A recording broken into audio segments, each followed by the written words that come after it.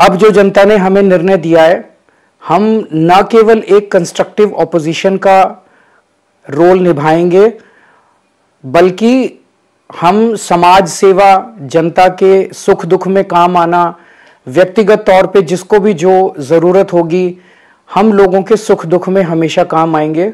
क्योंकि हम राजनीति में कोई सत्ता के लिए नहीं आए, हम राजनीति को एक जरिया मानते हैं जिसके जरिए जनता की सेवा की जा सके, जिसके ज़रिए लोगों के सुख दुख में काम आया जा सके।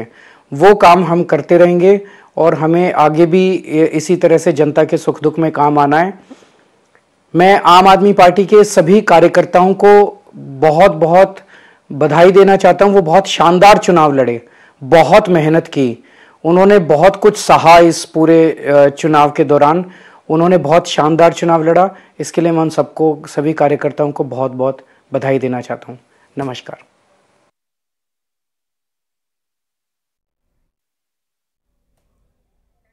तो अरविंद केजरीवाल को आप सुन रहे थे, उनकी तरफ से तमाम बड़ी बातें कही गई हैं। उन्होंने हार को स्वीकारा और जनता के जनादेश को भी स्वीकारा है। चुनावी नतीजों पर बोले हैं अरविंद केजरीवाल, और हार स्वीकार करता हूं, ये अरविंद केजरीवाल की तरफ से कहा गया। और उन्होंने तमाम आम आदमी पार्टी के कार्यकर्ता, वर्कर्स, सभी का धन्यवाद दिया है कि उन्होंने जी तोड़ मेहनत करी आम आदमी पार्टी के लिए। और उन्होंने कहा कि एक अच्छे अपोजिशन की तरह हम कार्य करेंगे और जनता कभी भी किसी भी वक्त अगर हमारी ज़रूरत है तो हम लगातार जनता की सेवा करते रहेंगे, अपोजिशन में रह के भी। क्या कहा अरविंद केजरीवाल ने, आपको फिर से सुनवाएंगे, लेकिन ये बड़ी खबर आपको हम बता रहे हैं। अरविंद केजरीवाल चुनावी नतीजों पर बोलते नजर आए हैं। उन्होंने साफ तौर पर जनता के फैसले को मंजूर कर लिया है, हार स्वीकार कर ली है। और ग्राफिक्स के माध्यम से भी हम आपको दिखा रहे हैं दिल्ली इलेक्शन के रिजल्ट्स। ओखला से अमनतुल्ला खान आगे चल रहे हैं और अभी कुछ कुछ जो सीटें हैं वहां से भी नतीजे आना बाकी है।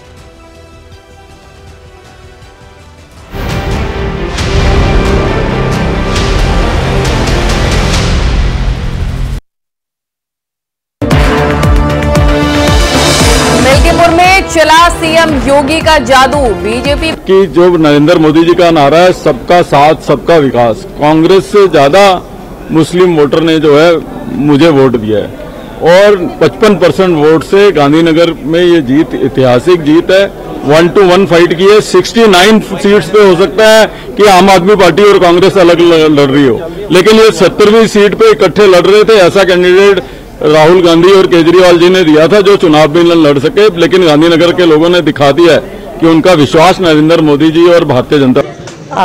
ये जरूर एक सेटबैक है, लेकिन आम आदमी पार्टी का संघर्ष दिल्ली के लोगों के लिए, देश के लोगों के लिए कभी खत्म नहीं। Ma'am please again, please. तो आम आदमी पार्टी का संघर्ष जो है वो जारी रहेगा। आतिशी जो है वो ये कहती हुई नजर आई हैं, अपनी सीट बचा ली। हालांकि अरविंद केजरीवाल और दूसरे बड़े नेता जो हैं वो सीट नहीं बचा पाए और दिल्ली का जनादेश बिल्कुल अब सामने है, लेकिन टैली जो है उसमें और मजबूती आ गई है। गोयल जी, मजबूती आ गई, 49 हो गए, अब 21 पे आ गई आम आदमी पार्टी।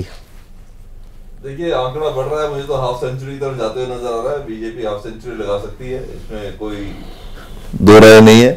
और मैंने भी केजरीवाल जी का वक्तव्य सुन रहा था कि हम राजनीति में सत्ता के लिए नहीं आए। अरे सत्ता सुख भोगने के लिए तो आप आए थे, तभी तो आपने जेल जाने के बाद भी सीएम पोस्ट से रिजाइन नहीं किया। अगर आपको समाज सेवा ही करनी थी तो आप एनजीओ बना लेते, किसी कोई संस्था बना के आप समाज सेवा करते रहते, गरीबों का उत्थान करते।